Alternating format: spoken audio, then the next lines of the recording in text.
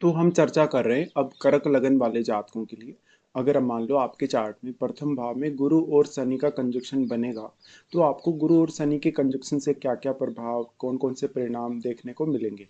यहाँ पे अब तक हमने जो चर्चा की है, वो मिथुन लगन तक के लिए विचार किया है और ये आपके लिए कर्क लगन के लिए सबसे पहला ही वीडियो। प्रथम भाव में जब भी हम देखते हैं गुरु और शनि को, तो गुरु यहाँ उच्च की स्थिति में होते हैं और वो आपके छठे घर के स्वामी और आपके चार्ट में नौवें घर के स्वामी होकर यहाँ आते हैं, जबकि शनि आपके सातवें और आठवें घर के लॉर्ड होकर यहाँ है।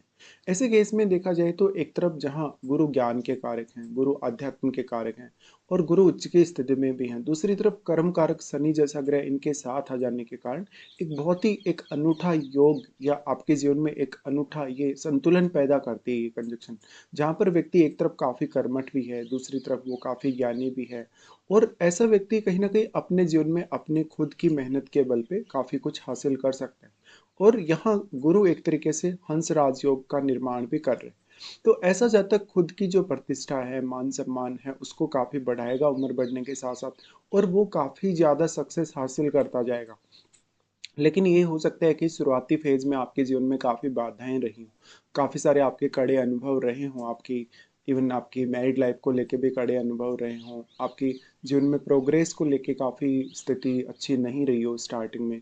परिवार में जहाँ आपने जन्म लिया, वहाँ भी हो सकता है कि उतनी अच्छी स्थिति नहीं रही हो या आपकी इंडिविजुअल रूप से ग्रोथ उतनी अच्छे से नहीं हो पाई।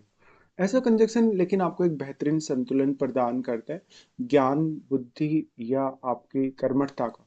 तो यहाँ आप अब किस तरीके से देख सकते हैं। देखिए गुरु यहाँ पे अगर वक्री हो गए तो गुरु का शुभ प्रभाव कम हो जाएगा और जो गुरु यहाँ हंस राजयोग बना रहे हैं उसका प्रभाव भी कम हो जाएगा।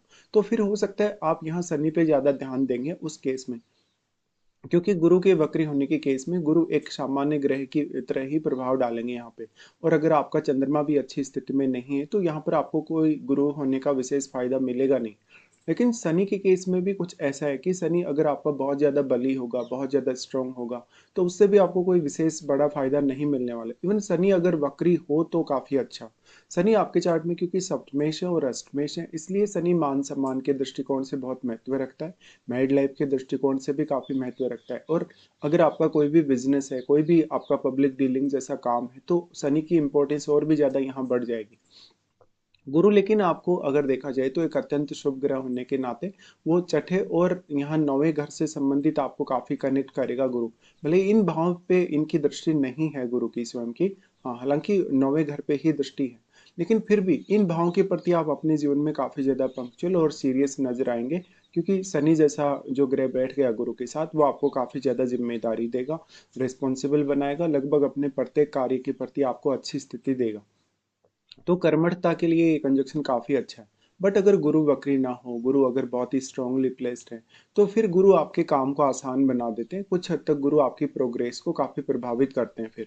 अब यहाँ चंद्रमा का रोल बहुत ही बड़ा है क्योंकि चंद्रमा एक शुभ ग्रह भी है और चंद्रमा आपके चार्ट में अब कितनी अच्छी स्थिति में है, क्योंकि चंद्रमा अगर अच्छी स्थिति में ना हो तो आप जो मेहनत करेंगे, जो हार्ड वर्क करेंगे, कभी-कभी या तो वो उतने अच्छे से कर नहीं पाएँगे या तो वो सही डायरेक्शन में नहीं होगा। इसलिए आपको गुरु और शनि के कंजक्शन के साथ-साथ और इनकी वास्तु की स्थिति के साथ-साथ चंद्रमा पर ध्यान देना उतना ही ज़्यादा ज़रूरी है।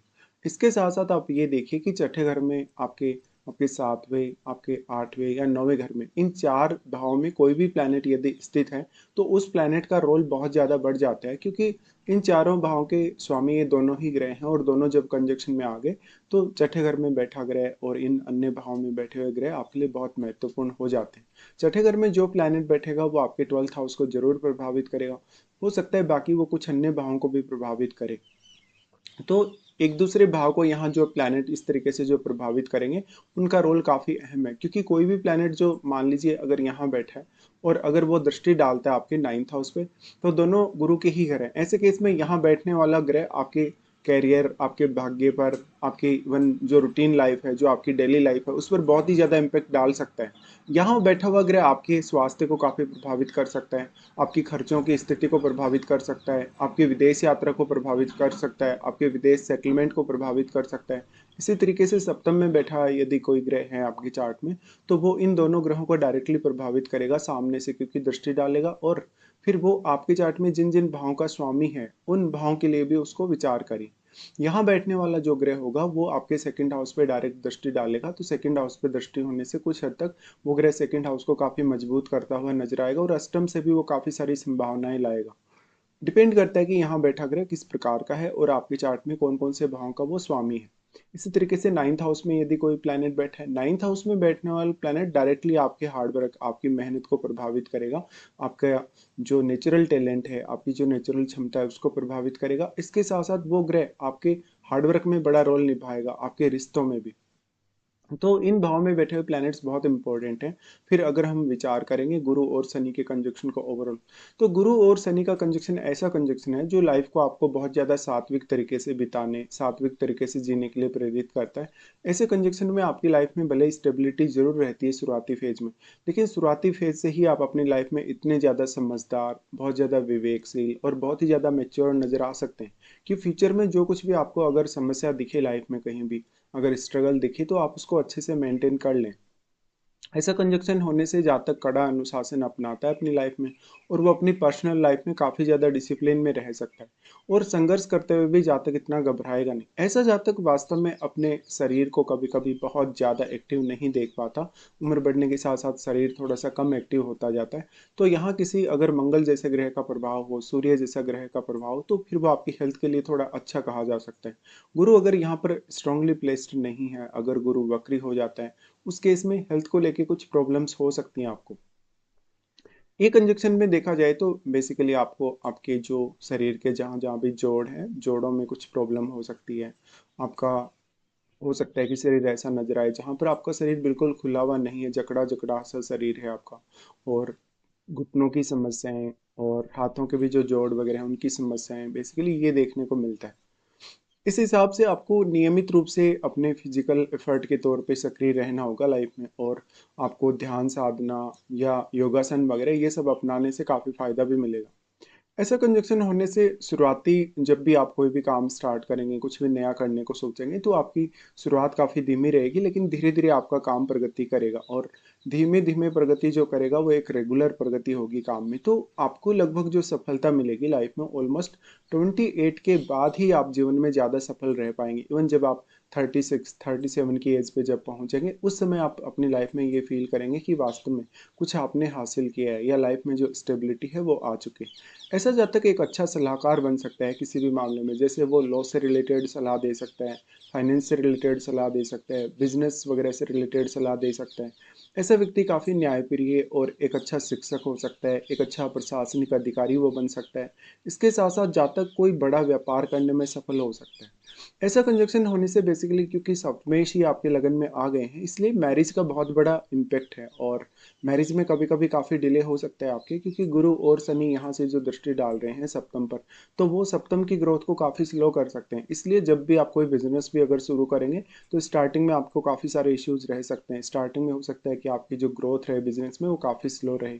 स्टार्टिंग में हो सकता है कि छोटी उम्र से आप काफ़ी मेच्योर तो हैं, लेकिन आप अपनी प्रसिद्धि और अपनी छवि को उतना फैला नहीं पाए हैं, लोगों से उतने ज़्यादा कनेक्ट नहीं हो पाए। दूसरा, ये कंजक्शन आध्यात्म के लिए बहुत अच्छा है, लेकिन ये आपको बहुत ज़्यादा अकेलापन दे सकता है, आपको स्वावलंबी या आत्मनिर्भर बहुत ज़्यादा बना सकता है। ऐसा कंजक्शन होने से जीवन साथी आपके प्रति काफ़ी ज़्यादा गंभीर, काफ़ी ज़्यादा जिम्मेदार, आपकी तुलना में ज़्यादा बुद्धिमान हो सकता है, या कभी कभी आपको थोड़ा वो डोमिनेट कर सकता है, क्योंकि वो थोड़ा सख्त स्वभाव का होगा यहाँ पे। ऐसा कंजक्शन होने से व्यक्ति अपनी समझ को बनाए रखता है, धैर्य नहीं खोता। जितना ज़्यादा वो धैर्य रखता है, उतना ही ज़्यादा वो आगे प्रगति कर सकता है। अगर दृष्टि संबंध के हिसाब से विचार करेंगे, तो गुरु की दृष्टियों को सबसे पहले हम देखेंगे, जहां गुरु सबसे पहले पंचम घर पर दृष्टि डालेंगे। पंचम घर पर गुरु की दृष्टि होने से ऐसा गुरु आपको काफी बुद्धिमान, बहुत ज्यादा शालीन और विवेकशील बनाएगा। संतान के दृष्टिकोण से गुरु अगर आपका वक्री नहीं है, तो आपको संतान काफी ज्यादा भाग्यशाली होगी, संतान का सपोर्ट भी आपको काफी मिलेगा जीवन में, धन संपत्ति के मामले में और कुछ अन्य मामलों में भी। अब यहाँ पंचम घर में बैठा हुआ प्लैनेट बहुत इंपॉर्टेंट हो जाता है आपके लिए, क्योंकि पंचम घर में बैठा हुआ प्लैनेट डायरेक्टली आपके 11th हाउस को प्रभावित करेगा, जहां पर वो शुक्र के घर को प्रभावित करेगा।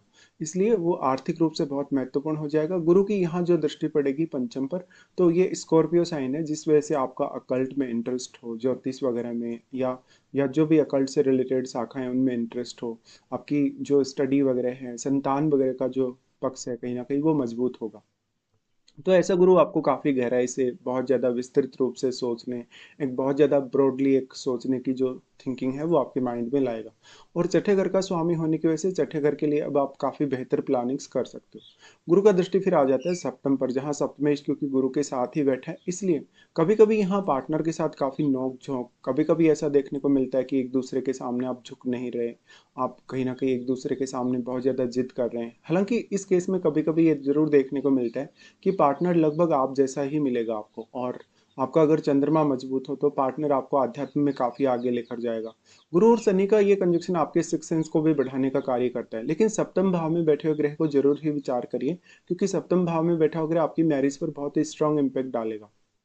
वैसे तो गुरु और शनि की दृष्टि जो सप्तम पर है वो आपके मान सम्मान, आपकी प्रतिष्ठा के लिए, आपकी और जो आपकी इंडिविजुअल जो एक इमेज बनती है लोगों के माइंड में, उसके लिए काफ़ी अच्छी है। लेकिन जब हम रिलेशनशिप की बात करते हैं, दूसरे किसी भी पर्सन के साथ पार्टनरशिप करने जुड़ने की बात करते हैं, वहाँ पर हो सकता है कि गुरु और शनि के कंजक्शन से आप उतने ज़्यादा संतुष्ट नहीं हो जो इनकी दृष्टि सप्तम पर पड़ रही है। फिर गुरु की दृष्टि आ जाती है नौवें घर पे। नौवें घर पे गुरु की दृष्टि विदेश यात्रा के लिए अच्छी है, हायर स्टडीज़ के लिए बहुत ज़्यादा अच्छी है, और क्योंकि शनि आठवें घर के लॉर्ड लगन में बैठे ही हैं, इसलिए आप किसी भी विषय को बहुत अच्छे से एक्सप्लोर कर सकते हैं। आप पीएचडी वगैरह कर सकते हैं, आप ज़्यादा से ज़्यादा हायर स्टडीज़ की तरफ जा सकते हैं। लेकिन आप हमेशा जो भी काम करेंगे काफ़ी गोल ओरिएंटेड करेंगे और काफ़ी सीरियसली करेंगे, इसलिए हायर स्टडीज़ वगैरह में आपका सफल होना संभावित है। इसके साथ साथ आपके जीवन में जो ओवरऑल जो भाग्य से आपको मदद मिलनी चाहिए, कभी कभी वैसी मदद देखने को नहीं मिलती। अब लेकिन शनि यहाँ बहुत ही इंपॉर्टेंट पार्ट आपके जीवन में प्ले कर रहे हैं, क्योंकि वो सप्तमेश भी हैं और अष्टमेश भी हैं। इसलिए इन दोनों भावों को वो लगन से कनेक्ट कर रहे हैं और अपनी दृष्टि भी वो सप्तम पर डाल रहे हैं, इसलिए सप्तम भाव पे मेजरली आपका फोकस होना चाहिए पूरी लाइफ में। फिर शनि को जब हम देखते हैं तो शनि अगर यहाँ पे वक्री हो तो फिर वो उतना डिले नहीं करेंगे, जिससे गुरु का भी आपको फायदा ज्यादा मिल पाएगा। लेकिन क्योंकि गुरु और शनि जिस भाव में भी कंजक्शन में आ जाते हैं, उस भाव की ग्रोथ को स्लो कर देते हैं, उस भाव को काफी स्लो कर देते हैं। इसलिए आपको सबसे पहले अपने आप को एक्टिव रखना होगा, अपने आप पे फोकस ज्यादा रखना होगा, या आपकी खुद की हार्डवर्क बहुत रोल प्ले करेगी आपकी लाइफ में।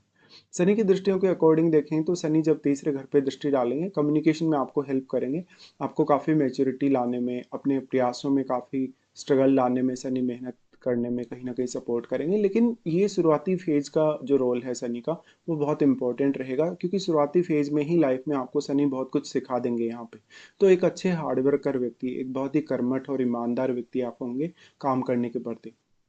अब अगर मान लो आपका बुध अच्छी स्थिति में है चार्ट में, तो कुल मिलाकर आप जो मेहनत करेंगे, हार्डवर्क करेंगे, वो आपके काफ़ी काम भी आने वाले। फिर यहाँ बैठे हुए प्लैनेट को देख लीजिए, थर्ड हाउस में यदि कोई भी प्लैनेट बैठा है तो वो आपके चार्ट में किस किस प्रकार से इम्पेक्ट डाल पा रहा है, वो बुध के साथ कैसा रिलेशन रखता है, वो कौन कौन से भावों को आपके चार्ट में प्रभावित कर रहा है। क्योंकि यहाँ कोई भी प्लैनेट यदि बैठ रहा है तो वो आपके नाइन्थ हाउस को जरूर प्रभावित करेगा, जहाँ पर गुरु भी यहाँ दृष्टि डाल रहे हैं।